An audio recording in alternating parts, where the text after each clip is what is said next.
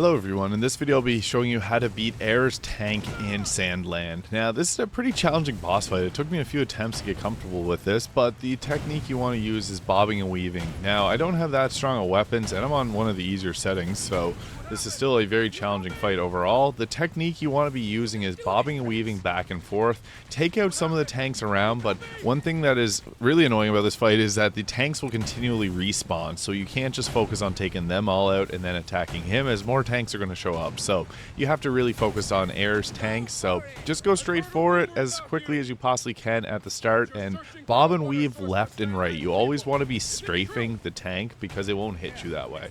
If you stop it's in place, you're going to get hit. So it's just a technique of going back and forth just like that. Like I didn't bob and weave properly. I should have kept going, but there was a rock in the way.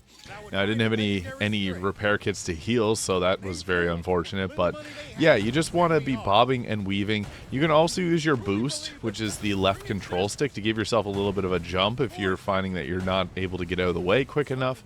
But overall, it's just about going back and forth, trying to get the high ground if possible, because that's going to make sure that you don't get hit. It'll actually end up shooting the ground below you, and just make sure that you're not staying in one place for too long. So there's a lot of boosting that you'll have to do, especially if you get closer to him, because I don't find that you're able to get away from the rounds as quick as possible if you're up near him. So whenever that happens, you just want to be boosting. So right around here you can see that I'm boosting a lot, as that was the only really strategy I could use to get away from some of the attacks.